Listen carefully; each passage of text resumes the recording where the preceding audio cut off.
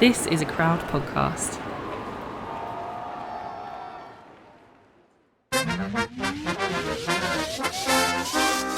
And this really kind of made me laugh, but not in a ha-ha way. Some of them were wearing shoes and some of them were not. What in the Slimming World weigh-in day is going on?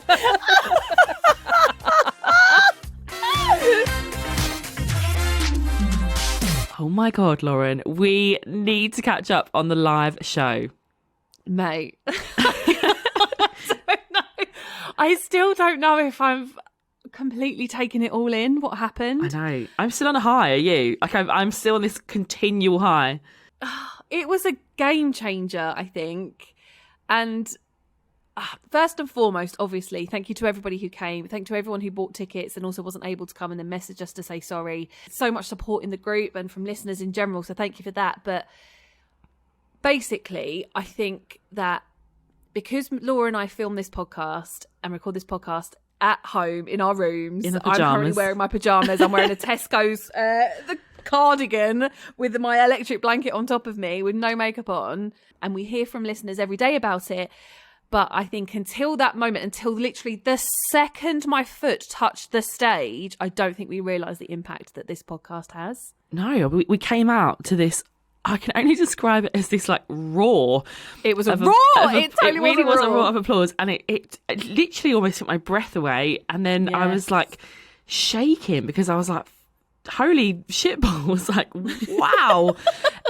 I'll never ever forget that feeling. And like the audience were just, it was just electric, wasn't it? And like everything we said, even if it wasn't funny, they laughed and they cheered us on. Honestly, I think I'm hilarious now. I've got this real big Messiah complex going on now that I'm absolutely hilarious. I know, I can't get my head through the door, honestly. No, but me neither now. And because obviously we met so many people like during the interval and afterwards, and lovely. people just I love like, that. this is amazing. Oh, stop it, guys. So yeah, I totally.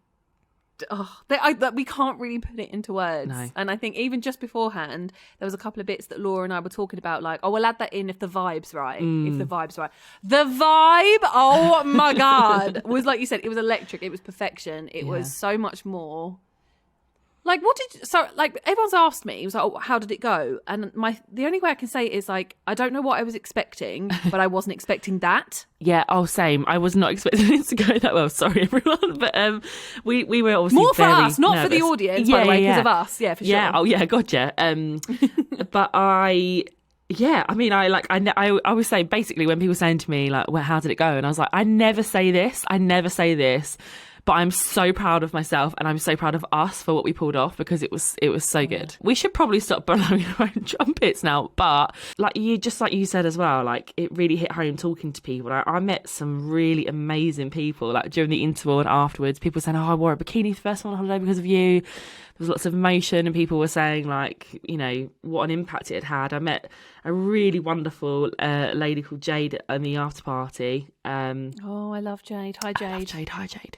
She not only gave me a Harry Styles notebook with a really beautiful letter in it that made me cry, she was giving me mini eggs. Babes, I mean, I got a Lizzo notebook. I got a Lizzo notebook with a note in and some cream eggs, and I've just actually had one. So thank you, Jade and Joe, and to everyone else that we met who really touched us, and I think whose chats will stay with us for a really, really long time. Yeah, just amazing, wasn't it? Oh, it was just magical, and I'm so proud of us. We were both so nervous, and we did it. I know we smashed it. We smashed it. Can I just also say how fine you looked in that pink suit?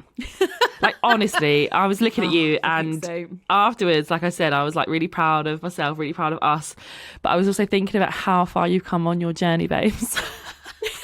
And she takes a shot on every at the show. You know what that means. Like, Lauren turned up, if you haven't, I'm sure you already have, but if you haven't already seen the pictures, Lauren wore the most incredible hot pink suit with this like red lace, was it like a corset-y type thing? It's like a body thing. A bodysuit thing. And she just looked fine. You just ooze confidence. You're so funny. And everyone was messaging me being like, Lauren needs to be a presenter. I was like, I know. Mate, the fact that I had to go back to my desk job on Monday Was that humbling? was just awful. Oh. Was not ready. Yeah. When I say the show was a game changer for me, I obviously mean in the fact that I think we realise the impact this show has and how important this show is. And I'm going to get emotional because I don't think we realised actually how important some of the stuff that we talk about is. But then also from a personal point of view, let's just say I've realised I'm very much not destined for a desk job. Sat in my little room in my bloody cardigan in my electric blanket 50 hours a week. Oh, bless the little old lady. I was just so proud of you as well because you started this podcast and obviously I came on board and stuff and I'm just so proud of what you turned your opportunity and your platform into. And I hope you're so proud of yourself. Thank you. Oh, we're not the only ones that, if you're wondering, thinking we've got big egos. Oh, yeah, this isn't all lies. So we actually have some lovely messages about the live show as well. I wanted to share some with you. So Hannah says, finally got into bed after a wonderful weekend. Thanks to my bestie Becky for buying me a ticket to the show as a Christmas present. We left Nottingham at 11:15 Friday morning and we spent the whole weekend laughing away. Friday was incredible and such a testament to the community that has been built by Lauren and Laura. You ladies were honestly all so amazing. Thanks, Hannah. How cute is that? They got tickets for Christmas. That's so cute. On to something ever so slightly less wholesome than that. One of my favourite parts of the show that was captured was that photo, we saw it on the Facebook group, of you like air honking Scotty I'm famous at the end, and it's such a brilliant picture. Yeah, it's a good pic. It's such a good picture. You need to like frame that or something. Yeah. And Liana actually messaged us and she said, my friend captured this photo and it cracks me up. And then she said, what an empowering night. So many of us were saying that we've never seen this amount of people like us in one place. I suddenly felt at home and it was wonderful. I suddenly felt at home. Oh, that's so wonderful. That was the biggest thing that made me emotional in the days afterwards, was people saying it was like, in a room full of people who just get it for the first time. And it was like someone messaged me to say that, their legs hurt or they got sweaty legs or something about that. And it wasn't like people going, oh no, don't worry about it. They're like, yeah, fucking hell, right? And like when it was hot upstairs at the after party with our patrons and stuff, and we're all sweating one out, and it wasn't like, oh dear, you're right. It was like, yeah, my God, it's warm. Like I think my opening line was, hi, I smell. Right. It's just, that was amazing to be in a room of people who get it. Oh God. We had another lovely message from Katie, who went on a solo trip in London, whose Friday, she said, included a lovely meal, a fabulous show, a fancy hotel, an amazing night with the fabulous GLY crew, wine, and Nando's in bed. That sounds amazing. That sounds amazing. She also said, the show was fab last night, Lauren and Laura. You were amazing. The guests were perfect. And this community has pushed me out of my comfort zone to reclaim me and all I love in life. And it feels so good. So happy for you, Katie. Thank you so much for coming and for your message. Oh my God, it's going to make me cry. Stop. I must cry. My face was stinging by Sunday because I'd cried so much. I hope you all understand and can realise how much our first live show meant to us and how we are very proud of ourselves, but also of the community that has been made because of it. Like, it's a game changer for a lot of people, and ourselves included. Proud and grateful. We should write a song about that. Come back to me.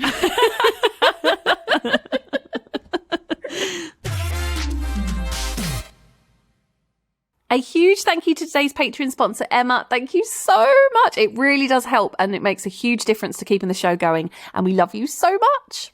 We really do. So if you'd like to join our Patreon and help keep the show going, head to patreon.com/GoLoveYourself for more information. Membership starts from £1 a week, and you'll also get access to ad-free and early episodes. Or you can also support the show by subscribing on Apple Podcasts. The links to all of those will be in the episode description. So we are on our third season now, which was crazy. And we know that there are quite a few more listeners, thanks to Apple. Hi, nice to meet you. Thanks for being here. And so lots of you are new and maybe kind of listening to us and learning about diet culture and like all of the kind of rubbish that goes around it for the first time. So we wanted to do a deep dive today into BMI or body mass index, really what it's all about, how it originated, why it's a load of rubbish, and how we need to kind of have conversations that are more nuanced, because some people think a lot of the time, even my own family have accused me of like promoting being bigger or promoting unhealthy kind of practices and stuff, and like that isn't the case, and I know that really frustrates you as well. It's just silly. It's just not true. Like Not true. we are pro health. That's not to say that if you are not healthy you're not worthy and deserving of love and respect. It's just that well, two things really. You can be in a bigger body and be healthier. You can also be thin and unhealthy. Absolutely. And I think it's just about creating the nuance around that, really, in that conversation. So I'm really excited to do today's episode because we've been wanting to do it for a really long time. Hell yes. So this is kind of going to be a beginner's guide to BMI, because obviously it's something, you know, there's so much science behind it and history and stuff like that. We're going to touch on all of that, but it's not going to be a complete in-depth. We're going to go into it as much as we can and start the conversation about it. Everyone that's listened to us from the start, if you've listened to season 1, you'll remember we chatted a little bit about this with Dr. Josh Woolrich about this. It was really good. Some of the first times I was hearing some of the stuff he was saying. So it was so interesting. If you haven't, make sure you go back and listen to that one. I really enjoyed that episode. But today we're going to do this beginner's guide to it. And it's very basic terms. BMI, right, is your weight in kilograms divided by your height in meters squared. Okay. And a lot of you will know this already. It's one of the main ways that medical professionals and healthcare systems determine health. So how many stories have we heard, and I think, Laura, you've experienced this as well, where you've gone to the GP for anything, you've gone to the doctor for an ear infection, and they want to weigh you. They want this information. And what's really sad is that it's used to deny care as well. Yeah. It's one of the factors that limits care, because obviously, especially in the UK with our healthcare system, there has to be limits and parameters on care provided because there isn't the money. It's a money thing, Hans. Yeah. And that is one of the limits of care, and it cuts off care, which is really, really sad. Yeah, and I get it. It's very frustrating. In some kind of circumstances, like I get it, like there has to be a cut off at some point with like the NHS in particular, because they are so underfunded. But it does just feel unfair. Like I've spoken about this before, my experience with like fertility issues. We waited a very long time. We were on a waiting list for about, I think, 9-10 months. Got to our appointment, and the first thing they did was they weighed us, immediately put my back up. Yeah. We got in to see the specialist, and the first thing they said was, we can't help you because your BMI is too high. So stupid. And I had to fight. I like broke down in tears, and I was like, I don't mean this to sound like a dick or anything, but like I pay my taxes, I pay my national insurance, like we're desperate to have a baby. Like she said to me, we can't do the test because we can't do anything with the test. We can't give you any kind of treatment. We can't give you any IVF until you've got your BMI down. They didn't take into account like anything else other like the fact that we don't drink, we don't smoke, the fact that we are actually active, whatever. And they kind of cut us off. Later on down the line, we found out that our infertility was not caused by anything to do with our weight. So it just kind of seems unfair. silly. But in another respect, where like BMI, I think really fails us as bigger people, fat people. For example, you go to the doctors and you say, I've got like knee pain. Somebody in a smaller body, the doctor's much more likely to go, oh, okay, here's some painkillers, here's some scans, let's, whatever, take it more seriously. Whereas you go in and you go say, I've got knee pain, they're going to say to you, oh, okay, well, have you thought about losing weight? Then they're probably going to recommend you a diet that they might have tried that is not based on science, it's just their own experience. And they might not take the situation as seriously.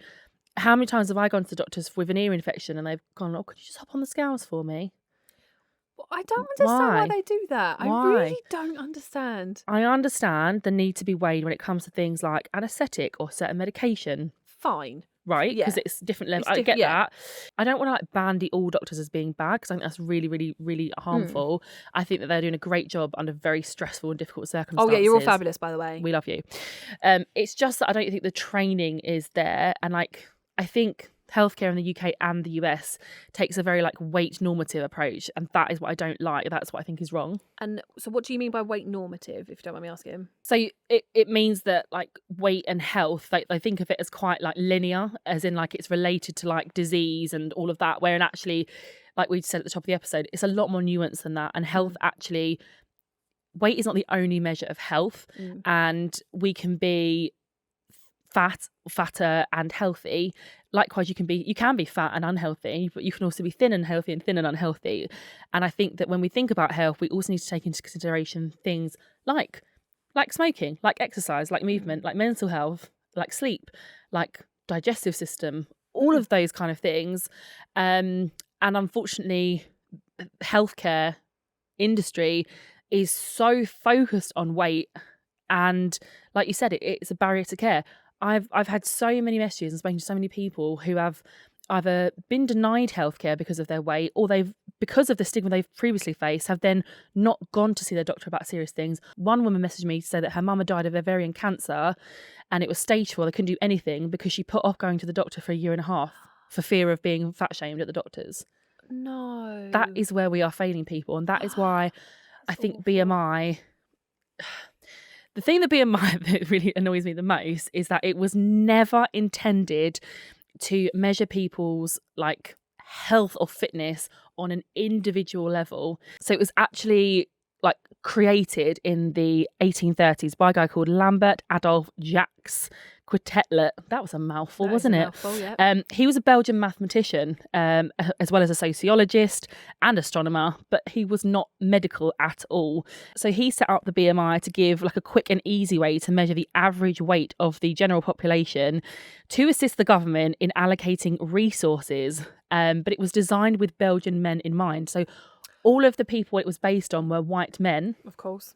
The thing that annoys me the most is he himself said explicitly that it could not and should not be used to indicate the level of fatness in an individual. After that, somehow, we don't really know why, in the 1940s, insurance companies started using it, or their own version of it, as like a template to kind of measure like how much insurance people would pay of like quite morbidly, like when they were going to die, and it was like based on their like height and weight ratio, that kind of thing. So these insurance tables were basically, again, all kind of like taken on the base of the measurements of like white men, and that's because they were like the insurance buying population. So this really kind of made me laugh, but not in a like a ha-ha way. Some of them were wearing shoes and some of them were not.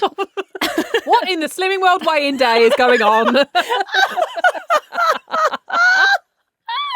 We all know shoes make a difference.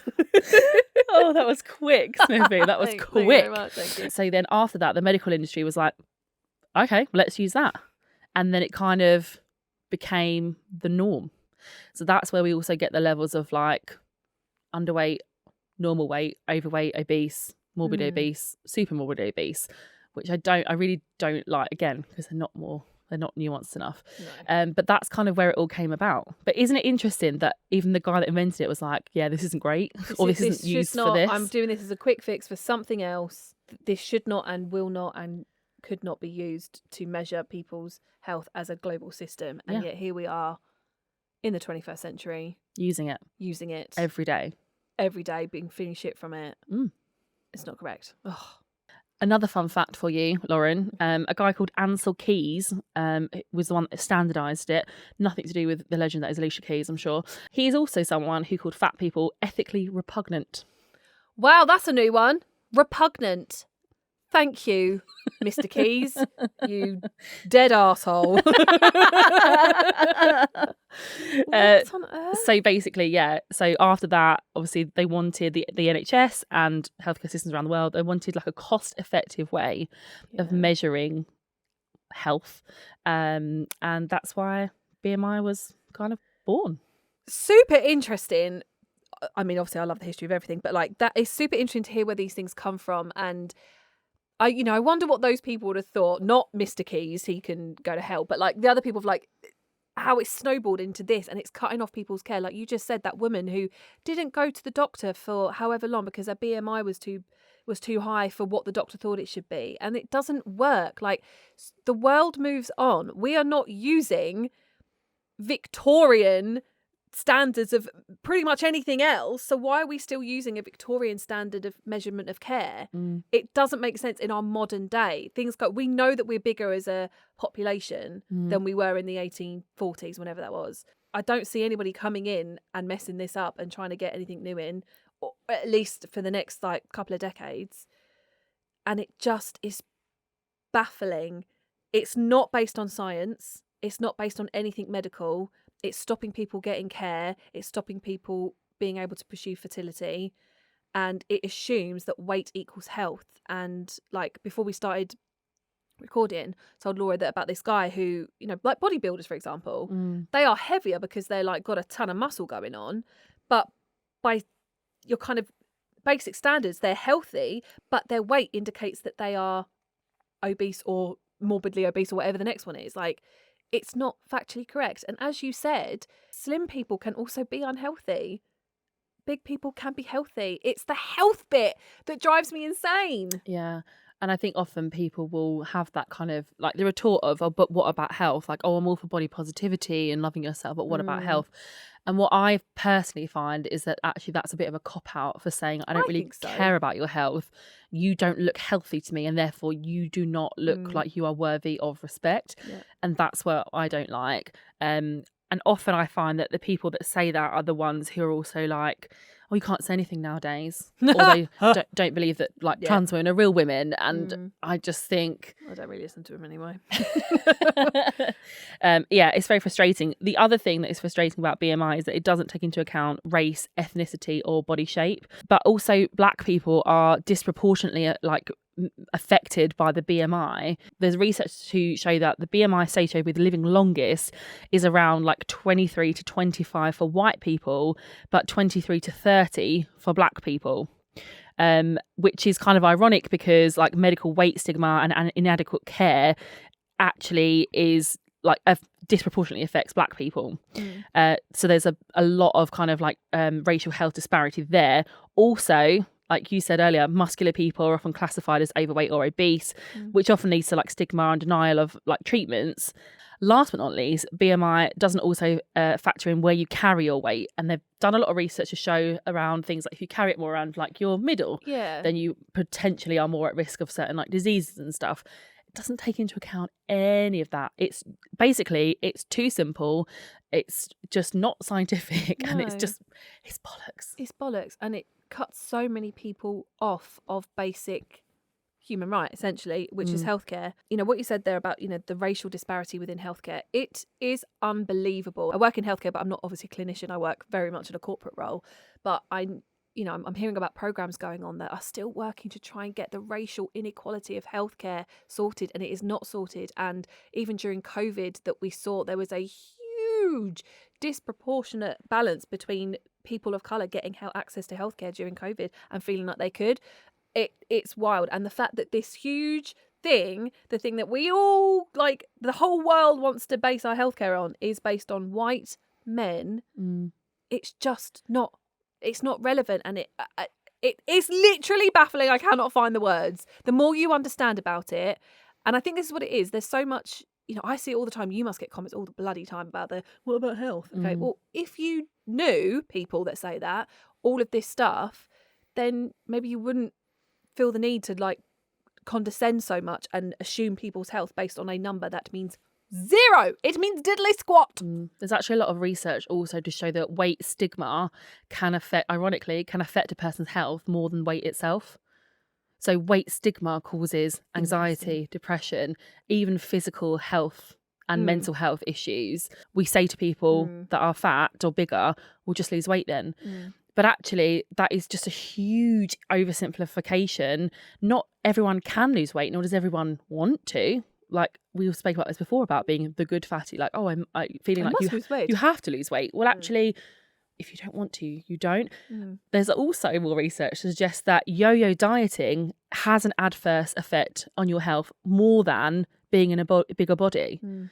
So again, these things aren't taken into account. It's a very nuanced, very complex subject that is scientific. But when you look at BMI that isn't scientific, and then you throw in a whole load of emotions and opinions with it, that's why we get the kind of like, oh, but what about health? Yeah. People don't understand that it is very complex. Yeah. And that your point there is, and we've said it before on this podcast, of, you know, people making these awful comments to you know, people in bigger bodies, and it's like, okay, you want to talk about my health, but what about my mental health? You've just you know, verbally assaulted me, or you've done something awful or whatever. What about my mental health? You don't care about my health. And I see this a lot, and brands are, again, we spoke about it before, brands are picking up on that now when people are commenting horrible things on like Instagram posts. You know, what about this woman's mental health? You've just said that. Yeah. You want to talk to me about health? Cool beans, let's do it then. But don't just, you know, siphon health down to the physical of what you determined to be the correct appearance and weight and health. Yeah, but I think it also works as well for people in smaller bodies, people that are skinny, and like skinny shaming. And I don't know why I was thinking about this. Do you remember when David Beckham had an affair with, is it Rebecca Lewis? Oh my God, what a throwback. Yeah. What a throwback. And do you remember all the media at the time was like, oh, proof that men prefer curves. Oh God, yeah. Proof. Yeah. Do you remember? I remember that really vividly. Really icky? I think I shared, do you know what? I think I shared something like that. Icky. Let's not do that. Like we can't judge people's health just by looking at them. First and foremost, person's health is between them and the doctor. And again, just because you think that person is unhealthy doesn't mean that you have a right to an opinion on their life, their choices, what they should do. Often there is a lot of things going on behind the scenes. Like there's a lot of reasons why people overeat or undereat, and it's not as simple as just saying to someone like, oh, you've got mental health issues, go to therapy. It's so complex. Some people are just meant to be bigger as well. Like it's genetics, it's socioeconomic factors. Like it's no surprise that the areas with the highest sort of BMI, and they don't like using that, have the most fast food restaurants, right? Because it's just convenience and it's access to food and it's money. Maybe rather than kind of focusing on an individual level responsibility, we need to look at, okay, well, maybe the government needs to do something so that there aren't as many fast food restaurants in a particular area, like a low income area or a deprived area. Maybe access to, like, for all, like access to healthcare for all, or more healthier food. Maybe that's something that needs to be kind of the focus on, rather than, oh, you just got to get your BMI down. I couldn't agree more. It needs a much bigger look at, and you know, do you remember when they introduced the calories on menus and stuff like that? And the government are looking to be seen to be taking these measures, but then they're too small, they're not enough, and they're not quite right. I think the problem is that they put the onus on the individual. Yeah. Oh yeah, totally agree. And that, I think that's where it's wrong. Yeah. We've spoken about this before. It's really complex. It's really difficult. And like being in a bigger body, and I think the best doctors that I've ever come across are the ones that have said, like, it's not your fault. I think it's really, unless you are in a bigger body, I think it is very hard to know the lived experience of someone that is. Couldn't agree more. And I say that from being someone who's been slim and big. You've got no idea. So why are we continuing to use BMI then? It doesn't work. Why do we still use it? Well, the answer is simple, albeit very frustrating, and it's literally because there is nothing better out there. Oh, okay. So it's considered like a cheap and effective way at the moment of measuring a person's health. There's literally just nothing else. So do we need the scientists to help us? There is hope.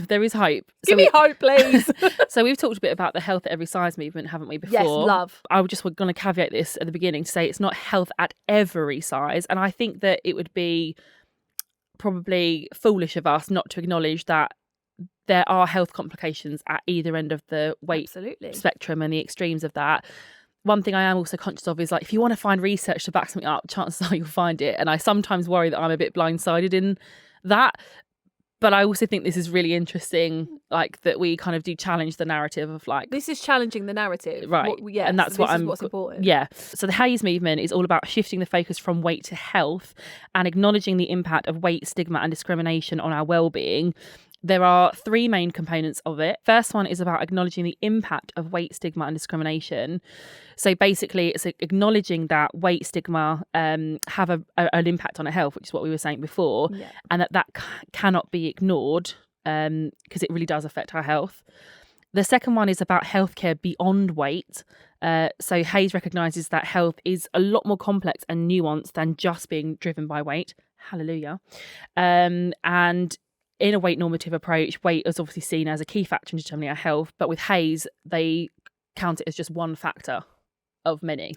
Good. Which I really like. Yes. And the third one, and the most important one, is about weight inclusive care. And I cannot stress the importance of music to my ears. this enough. So basically, it's about the focus on health at every size, not healthy at every size. Again, I'll just say that. That's nice. Health at every size, not healthy at every size. Yeah. That's nice. So it recognises that weight obviously can sometimes change as a byproduct of like behaviours such as like regular exercise. So it's just a way basically of talking about focusing on health at every size and at any size rather than focusing on weight at any size, because weight always is the focus of like health discussions. So a lot of doctors like Dr. Josh have like started to include like more of a like a HAES approach, but I don't think, again, this is not dissing doctors, they're just, the training that they get is so basic. Oh yeah, the training's in the wrong. And also they're not trained nutritionists. No. They shouldn't really be, like they've got enough to do. But yeah, I am starting to hear a lot more about HAES, and I really hope that that is adopted more so than BMI, because I just find the whole BMI thing really bollocks. It is really bollocks. Really bollocks. It's really bollocks. Should that be the title of the show? Put it on a t-shirt. BMI is really bollocks. It's really bollocks. I think this is amazing. I would love to see this put into healthcare systems across everywhere. Being realistic, like what, you know, what does that look? Is that going to happen? Like it was so lovely when we spoke to Dr. Josh, his full title. We can't call him Josh. He's not just Josh. Dr. Josh. About more and more doctors becoming nutritionists and having that understanding. Also I work with doctors. They're so busy. There is no words to explain how busy and how stressed and how overwhelmed our healthcare staff are in the UK. I'm assuming it's across the board. And so this is an additional thing, but it is so important because it's this thing that was created in the Victorian era doesn't work for our 2023 life, and it needs to change for healthcare to be more successful. And more inclusive. I feel like what you were saying about nutrition, I was never taught about nutrition. I kind of vaguely know like vegetables are good. 5 a day, that kind of thing. 5 a day, yeah. But again, I'm sure it's a lot more nuanced than that. And that's why, you know, when like loads of celebrities lose weight, I'm pretty sure it's because they've got like nutritionists as well as like personal trainers and stuff like that. Okay, so how do we find this kind of health at every size treatment? Does it exist? She looks like it doesn't. So like I said, some doctors will know about it, and some doctors will be on board with it and will kind of use it in their day-to-day like life and practice, but it isn't normative in like the UK in the NHS. There is a website that you can visit which has loads more information you can find out more about, and that we'll put a link to that in the episode description. My hope is that it does become like more used. Will it? I don't know. Yeah, I'm with you. I think if we're realistic, we don't see it happening. But that doesn't stop. There are still things that we can do. While these systems might be more difficult to change, and we've said it before in this podcast, and we'll say it again, you know, advocate for your own health if you're going to the doctor. If you're going to the doctor for an earache, there is so few tiny, minuscule reasons why that doctor would then need your weight to treat you for your earache or your broken finger or something like that. So advocate for yourself. If you don't want to step on the scales, don't. Just say, I don't need it for this. Try and advocate for yourself. We know it's difficult. We see, you know, on our Facebook group, we see lots of people who do it and they triumph on it. And speaking about it will then hopefully encourage other people to do it. Yeah. You can actually, there's a card as well that you can have now that says like, please don't weigh me unless it's absolutely necessary. And I think it's good because it goes for people that also have eating disorder like anorexia, bulimia. Maybe it's not obvious, basically, looking at that person. And then just in terms of advocating for ourselves, sometimes I feel like if a doctor or a nurse or, well, anyone was like really fat-phobic to me outwardly, I feel like I've got enough knowledge, power in me now to go, the F off note to kind of be like, to call it out and be like, why are you saying that? You don't like, I would call it out. But what I think is more difficult sometimes is when it's subtle. So for example, like if you're say you're getting put on like the pill or something, and then the doctor put, or like any kind of medication, and the doctor puts you on a certain medication, and then like afterwards you look it up and you like, he's put you on that because of your weight or whatever. There can be different scenarios. Do you advocate for yourself in that moment because you're like, it's kind of subtle? I would advocate for myself by seeing a different doctor if I could. That's interesting. I didn't know that was a thing. That's where it kind of gets a bit more complex. But I also want to kind of have a bit of more of a human element like now and be a bit vulnerable and say, it's not always easy to advocate for yourself. No. Like, I don't know that I would. And that's someone, like I said, who has like done quite a bit of research and like, you know, has more confidence now when it comes to doing that. But it's very challenging. It's very, very tricky. And sometimes, can I say, advocating for yourself doesn't necessarily have to be in person. Write a complaint letter afterwards if that's more of it. We had someone messaged me the other day, and she's had cancer treatment, and then her doctor afterwards made a bit of a shitty weight comment to her, and it's just like, bloody hell, this woman's just had like awful cancer treatment, and she felt really upset about it, you know, triumphant that she's okay, but marred by this silly stupid comment that I'm sure that the doctor didn't mean badly, but think about what you're saying. And I think it went into the group and the Facebook group, and those people said, just write a letter. Writing letters can sometimes have a positive impact on that, because that information will go back to that clinician. They'll be told about it. So I think that's a good idea if you don't want to do it in person. But I do say that knowing that I say all of this actually with the privilege, and I will be honest that I've never gone to the doctors and been weighed or asked to be weighed or anything like that. So I say that with the privilege, and I don't have a lived experience with that, but I just want people to know that that's an option. Would you like another fun fact, Lauren? Always. It's really fun. Did you know that nearly 75 million adults in the US have their health misclassified on the basis of BMI? 75 million. 75 million. That's more than the population of the UK. Yeah. That is upsetting. Miscalculated. I can't stress enough, again, how it is not meant to determine health. So just so we're clear, they've had their health miscalculated. So they're a healthy person by all means, or as in like maybe they're muscular, maybe they're a bodybuilder. Oh, okay, sorry. And they're classified as obese. Annoying. It's really annoying, and it's incorrect. It's not fair to, you know, people going through, you know, if you've got like a heart problem or mobility problems or stuff like that, that might not be because of your weight, and yet you're told it is. And so also for families who are grieving, if they've been told that information is wrong, it's just a whole mess of stuff, Laura. Makes me very upset. Yeah. It's interesting. There is a lot more research now that is showing like against this kind of, I think we are so bombarded with messaging about like the obesity epidemic and the war on childhood obesity. Oh, God. And that's quite inflammatory language. And I think that sometimes that's why people are like, oh, well, what about your health? Because they kind of get riled up about it. But equally, there's a lot of research now that is saying, well, actually, can we look at it again?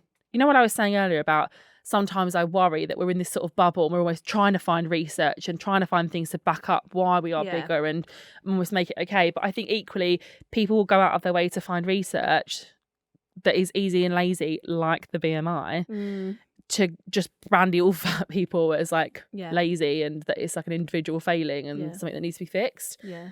And that isn't right. So I think it is really important that we have these sort of balanced conversations. 100%. And again, we cannot stress enough, we're not just saying, you know, it's fabulous to be fat and everyone should be fat and don't worry about your BMI means nothing. We're not saying that. We're just kind of opening the conversation and perhaps talking, you know, me certainly for the first time more about BMI. I'm sure a lot of you listening for the first time are hearing like the fact that it is based on unscientific stuff and it is essentially nonsense. Yeah, like we were chatting just before we recorded the episode that like I think I'm 5'9" and my healthy weight would be like 10, 11 stone. Now I know that I'm just not built to be that weight, and I'm listen, there are people that are, but I'm just not. Since 8 I've been like chubby / fat.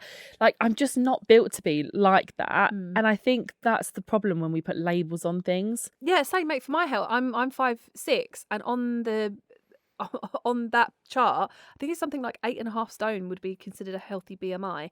And I'm not calling out anyone that is 8.5 stone. I'm saying when I once upon a time was 8.5 stone, and my stepmom used to say to me, "You need to eat more. You look, you know." So like it's so slim. I will never get to that. I will never be that again. Even the top end of it, I will never be again. And it's fine. It doesn't mean I'm unhealthy. It just means I'm not in this little tiny bracket of stupidness. Yeah. There is also a lot of research that suggests that obesity in air quotes, I hate that word, we'll come on to that in a minute, yes, can please. actually be good for our health. So some studies show that obesity... I bet so many people hate that sentence. Yeah. They've turned off. But the thing is, even for me, I'm going to say right now and be honest, I actually kind of felt a bit uncomfortable saying it because I know that there will be some people listening or... I think it's when it comes from a fat person. If a slim person was saying that, thing. and Yes. we're two fat girls sitting here and we're saying, no, obesity is actually really healthy, because it sounds like we're trying to be like, yeah, no, it's fine. It's really fine. We're not saying that. We're actually saying scientifically, everybody. In some cases, it can be beneficial to your health. So, for example, and contrary to a lot of popular opinion, obesity can actually protect against death from things like stroke, heart failure, and diabetes. Okay. One large study examined people's cardiometabolic health across the BMI spectrum and found that nearly half of overweight people and nearly 1/3 of obese people were metabolically healthy, compared to almost 1/3 of normal weight people. That is very interesting. And again, we stress that's in some cases. Yes. But that debunks this whole, what about your health? Doesn't it? I hope so. And again, I think, key takeaway from this, like, the focus should be on health. But if you're not healthy because you've got, a long-term illness, chronic illness or a disability, doesn't mean that you aren't deserving of proper healthcare, respect, like career, relationship, better pay, all of those things. A fabulous life. And I just really can't stress enough, I just think we need to think of health as more nuanced. Do you remember we had someone write in with a story? I think we might have even shared this in season 1. I don't remember. You already know the story. And I think it was like she felt like 3 stories or something. Awful. I'm not laughing at that. No, we're not laughing at that. But the paramedic actually said that if she wasn't big, she may have died because her body basically meant she sort of bounced. She was laughing, by the way, when she told us, so we're laughing with her. We're laughing with her. But fully, sometimes I feel like if I fell over, I'm scared to fall over because I'm going to hurt myself because I'm like 34. But then also, like, I got a lot of stuff going. I've got a lot of cushion, right? Like, my bones surely are more protective. If anything, my little heart is just having a lovely time swinging around in my boobs. I'm sure that's how it works. Like, it's just really less cushioned. Anyway, we're all going to just bounce back from when we fall 3 stories. Anyway, reminding me of that story. I do love that. I do love that. The last thing that I wanted to say about BMI and why it annoys me a bit is the kind of classifications and the language used. Again, language is very personal. But I personally I prefer the word fat to obese and obesity, because I feel like they kind of come with like moral judgment of like Big obesity time. with like medical moral judgment of like, I don't know. I don't like it. I don't like obesity. Do you know there is something called, I think it's World or International or UK Obesity Week in the UK. We got working communications, and we got a bunch of stuff from nationally that we needed to share during Obesity Week.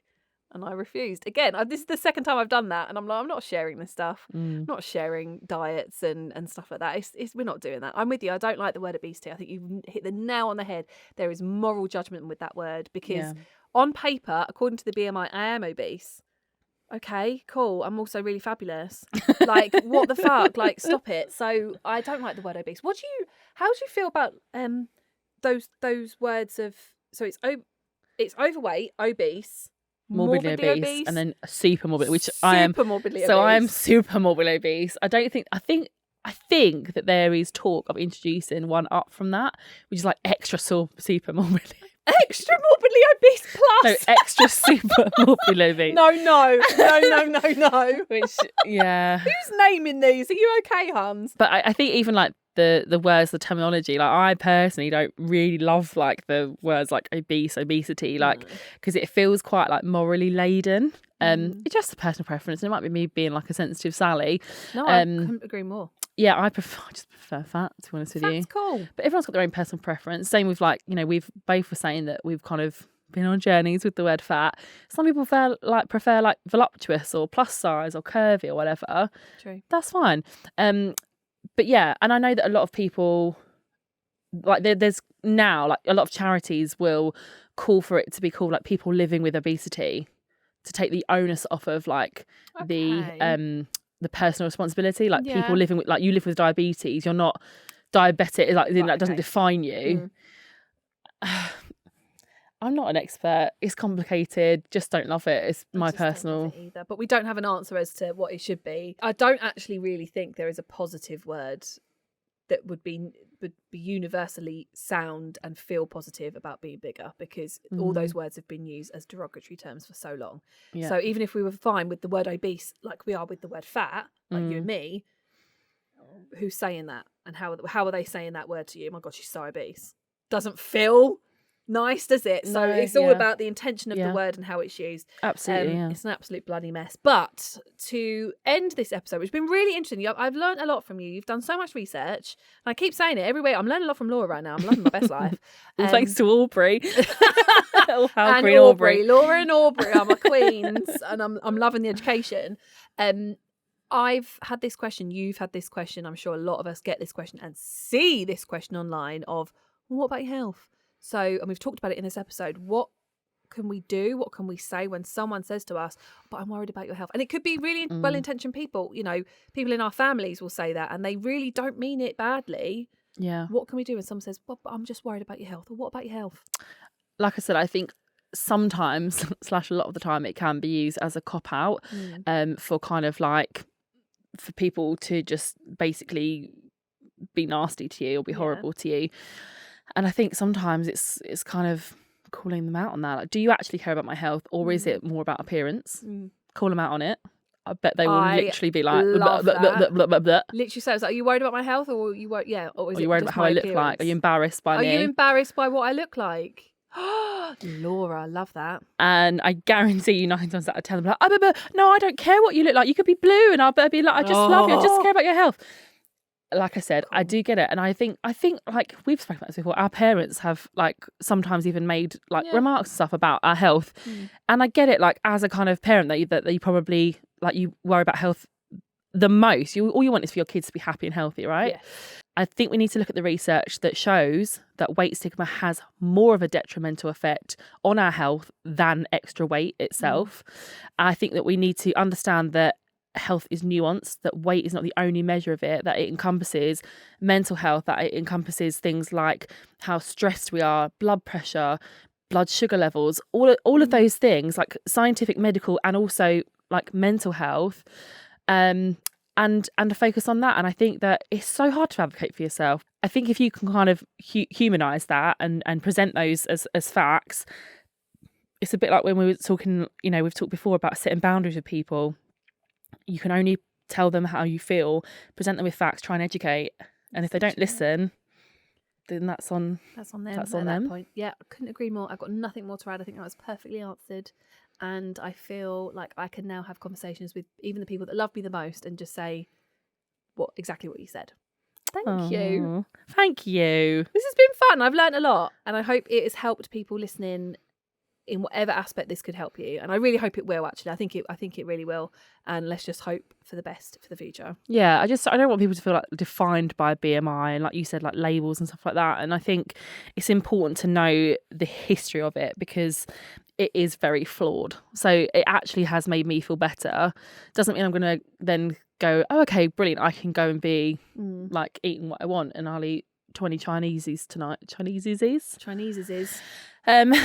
But I think it's just important that we do kind of like know the facts and are kind to ourselves. Yeah, I'm really glad we did this episode. I've learned so much. So go you, Laura, you're fabulous. As are you, obviously. We are excellent. As is everyone who listens to our podcast. And thank you all so much for listening. And if you ever want to get in touch with us, you can email golove@crowdnetwork.co.uk.